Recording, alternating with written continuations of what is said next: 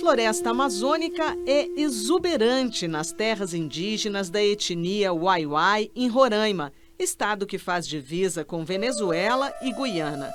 Descendo o rio, nestas canoas, os indígenas transportam sacas de castanhas da Amazônia, conhecidas como castanhas do Pará. Os frutos da castanheira, árvore ameaçada de extinção, a rainha da floresta, aqui abundantes, são coletados entre maio e agosto. É alimento vital para as comunidades e fonte de renda. O fotógrafo e cineasta Fábio Nascimento documentou o manejo. Eles se deslocam das aldeias, que são as moradias constantes, e fazem essas espécies de moradias temporárias dentro dessas regiões onde tem muitas castanheiras, e ali eles ficam por algum tempo, por meses, fazendo a coleta, aguardando a cheia do rio para depois transportar essas castanhas rio abaixo para serem depois comercializadas e transformadas em alimentos, etc. No Repórter Eco de hoje, você vai saber como os índios da etnia Waiwai tiram o sustento e geram renda com o manejo da castanha do Brasil ou castanha do Pará, sem destruir a floresta amazônica. E veja também. Pela primeira vez, o total de materiais feitos pela espécie humana supera a massa de seres vivos na Terra. E conheça a importância da criação de reservas particulares para proteger áreas remanescentes de florestas no país.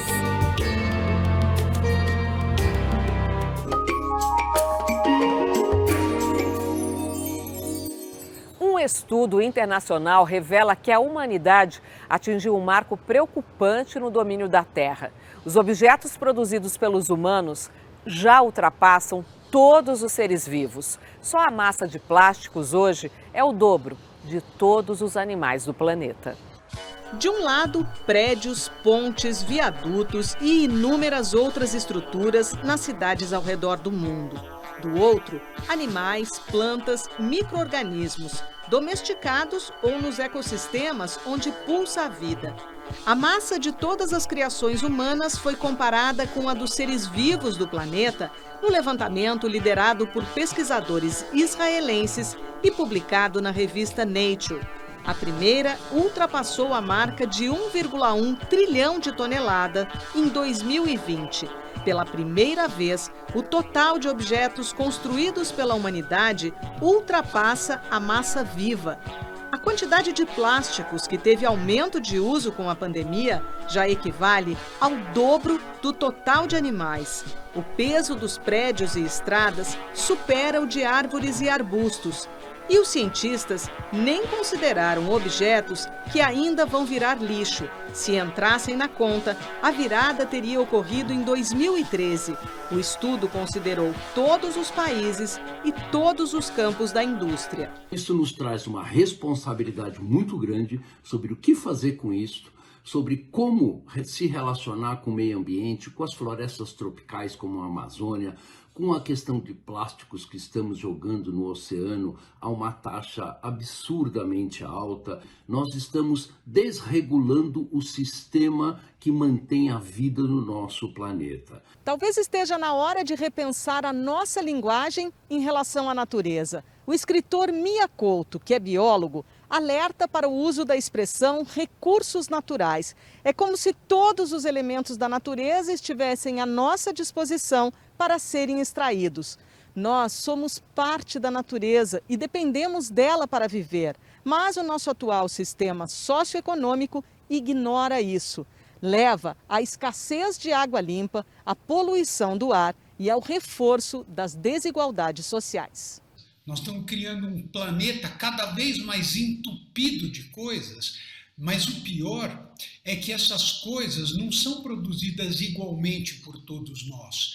Enquanto um indiano tem um consumo de 2 toneladas per capita por ano ao longo da sua vida, um norte-americano ou um canadense tem um consumo de 25 toneladas per capita. Nós não vamos ter um planeta mais equilibrado se nós não enfrentarmos o problema das desigualdades. O professor da USP ressalta ainda a necessidade de mudar parâmetros econômicos para manter a base que sustenta a vida no planeta. Se você pega as maiores 1.600 empresas globais, se elas tivessem que pagar pelo lixo que produzem, pelo uso da biodiversidade, pela poluição do ar, os lucros dessas empresas, se elas tivessem que pagar por isso, cairia a zero. Essa talvez seja a maior demonstração do quanto nós precisamos mudar o nosso sistema econômico para que seja um sistema que regenere os tecidos naturais e também sociais que até aqui o crescimento econômico sistematicamente tem destruído.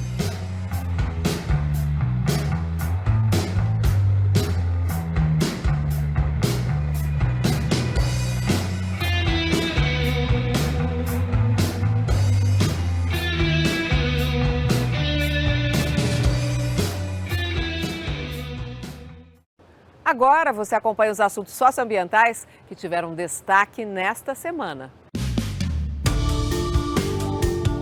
O novo presidente norte-americano, Joe Biden, cumpre promessa de campanha e assina o retorno dos Estados Unidos ao Acordo Climático de Paris. O país é o segundo maior poluidor do planeta, depois da China.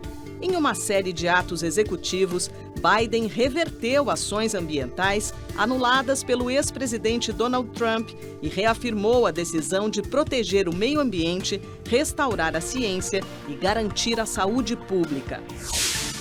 A pandemia e as mudanças climáticas colocam em risco a estabilidade global.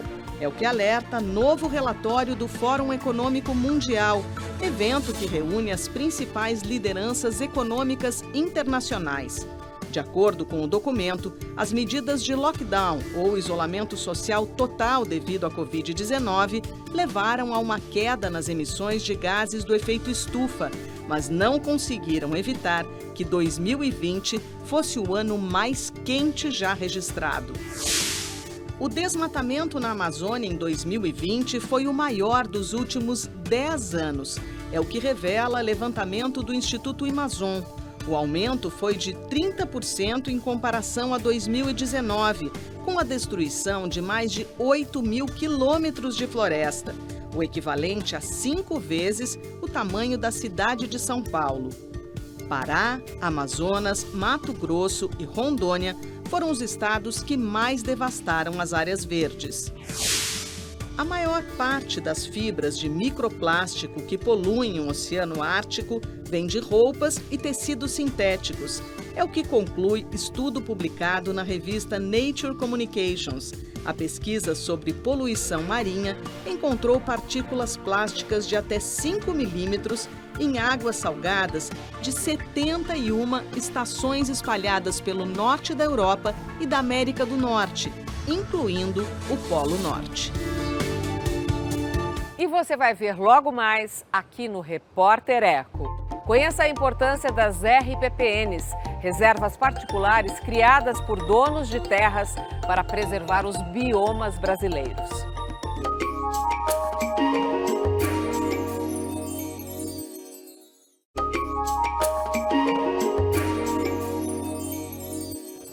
A Reserva Particular do Patrimônio Natural é uma categoria importante dentro do Sistema Nacional de Unidades de Conservação.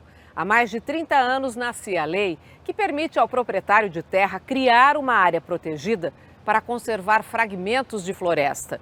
Hoje, as RPPNs são essenciais para a manutenção da biodiversidade brasileira.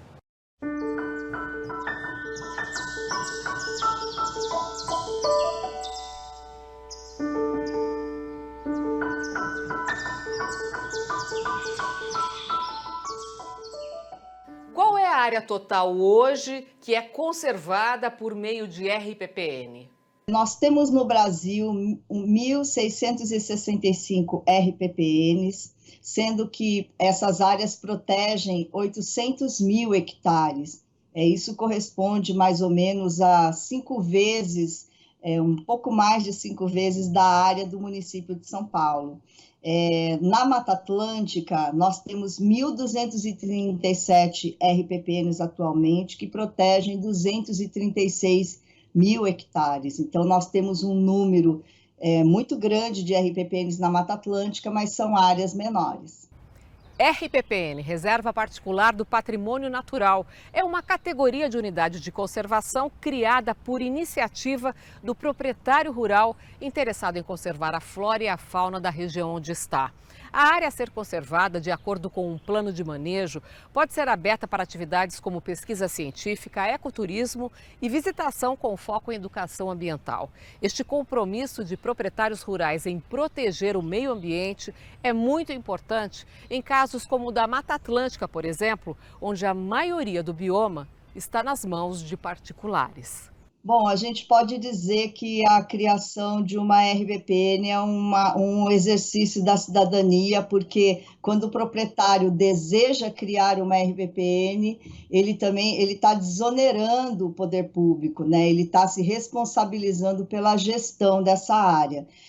O que a gente vem lutando é para que cada vez mais o país tenha incentivos, mecanismos financeiros para quem preserva a natureza, né? Nós temos vários exemplos que estão surgindo, mas na medida em que o proprietário pode ser beneficiado não só com isenção de impostos, mas também por instrumentos como pagamento por serviços ambientais, ICMS ecológico, crédito de carbono e tudo mais, faz com que esse proprietário também seja valorizado pelo fato dele estar preservando uma área, principalmente garantindo serviços ambientais naquela região. Esse esforço dos proprietários de terras em garantir a proteção, além do que a legislação exige, é fundamental para manter a conservação da biodiversidade e os serviços ecossistêmicos no longo prazo. Qual a importância das RPPNs na conservação da biodiversidade brasileira?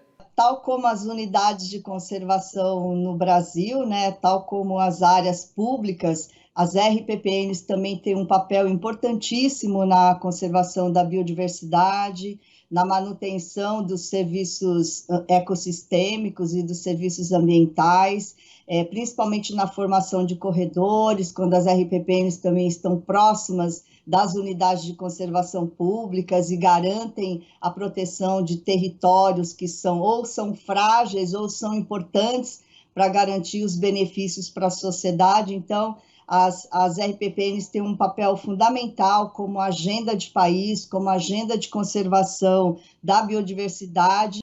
Quais são os critérios para definir se uma área pode ser transformada em RPPN? Não tem tamanho mínimo, nós temos áreas menores do que 1 hectare, nós temos áreas imensas, maiores do que 10 mil hectares na Mata Atlântica. Então, qualquer área que ainda esteja preservada, ela garante a proteção da biodiversidade local, ou ela garante a proteção de uma nascente, ou ela garante a proteção dos recursos hídricos.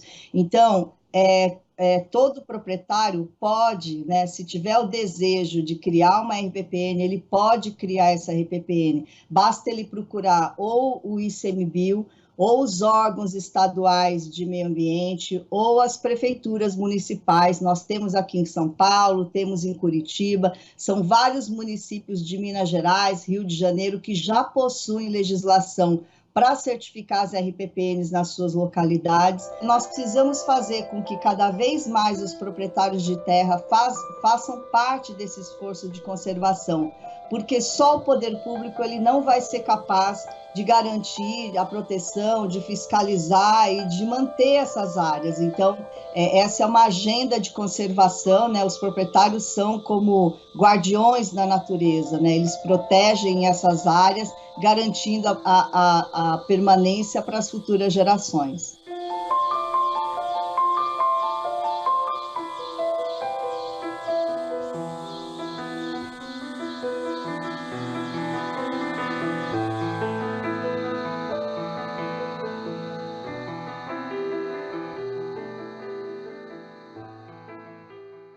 E veja a seguir aqui no Repórter Eco. Conheça a forma sustentável como os indígenas da etnia Wai-Wai em Roraima tiram o sustento e transformam em renda o manejo da famosa castanha do Brasil, também chamada de castanha do Pará.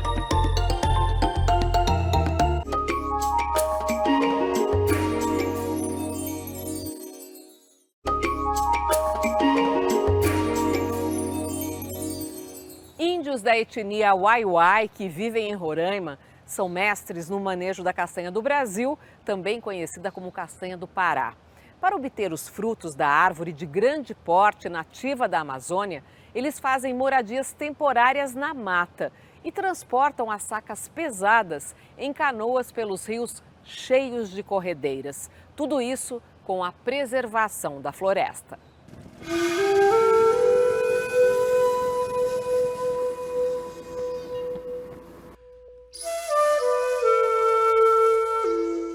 A floresta amazônica é exuberante nas terras indígenas da etnia Wai-Wai em Roraima, estado que faz divisa com Venezuela e Guiana. Descendo o rio, nestas canoas, os indígenas transportam sacas de castanhas da Amazônia, conhecidas como castanhas do Pará. Os frutos da castanheira, árvore ameaçada de extinção, a rainha da floresta, aqui abundantes, são coletados entre maio e agosto. É alimento vital para as comunidades e fonte de renda. O fotógrafo e cineasta Fábio Nascimento documentou o manejo. Eles se deslocam das aldeias que são as moradias constantes e fazem essas espécies de moradias temporárias dentro dessas regiões onde tem muitas castanheiras, e ali eles ficam por algum tempo, por meses, fazendo a coleta, aguardando a cheia do rio para depois transportar essas castanhas rio abaixo para serem depois comercializadas e transformadas em alimentos, etc. Então, esse conhecimento e essa compreensão da complexidade da floresta e conciliar isso com um modo de produção, eu achei algo fantástico, excepcional mesmo. Manter a árvore limpa de cipós, quebrar os ouriços com o chão protegido para não haver contaminação, lavar separando as castanhas boas das ruins, secar. É o passo a passo do trabalho.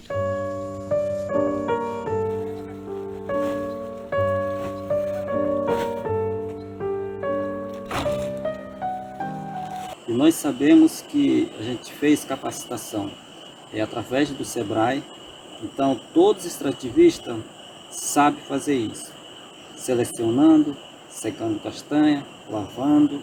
Então a castanha a gente vende aqui no sul do estado, castanha selecionada. Então preservamos a floresta para não derrubar, para produzir mais. Então isso é importante, a castanha está na Amazônia. A maneira como a gente produz e consome determina a nossa relação com o planeta. E essas populações sempre estiveram lá produzindo há milhares de anos seus alimentos. Então, existem muitas soluções para a gente continuar fazendo isso, porém, que a gente faça isso de maneira que isso dure por gerações e gerações. As castanhas dos Wai-Wai são comercializadas por meio de uma rede sustentável de negócios na Amazônia que valoriza áreas prioritárias para a conservação. Ela se chama Origens Brasil e tem um selo do mesmo nome. O trabalho começou há 5 anos com populações indígenas, quilombolas e ribeirinhos. São cerca de 1.800 produtores de 4 estados que oferecem 40 produtos. Cerca de 26 empresas compram as matérias-primas.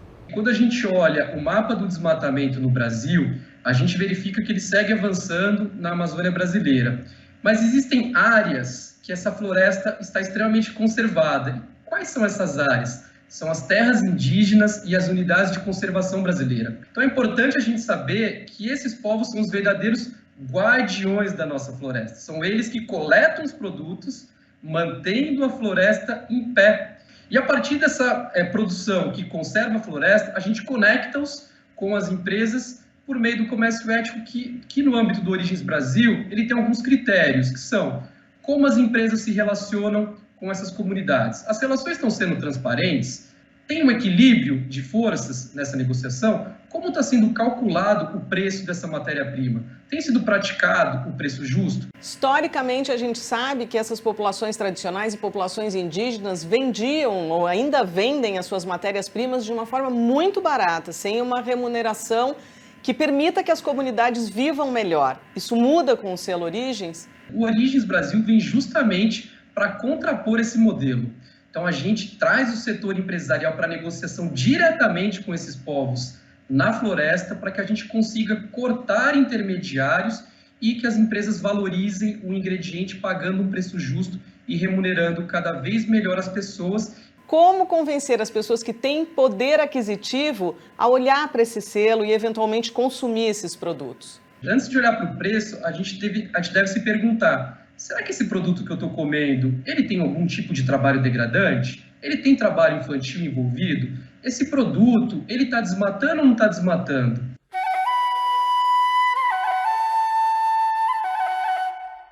Então, o setor empresarial muitas vezes vai pagar um pouco mais no produto, mas que trazem essa garantia. E eu, como consumidor, gosto de valorizar as empresas que constroem essas práticas. Porque a gente está falando de negócios e respeito às pessoas e ao bem viver no nosso mundo, que é um só.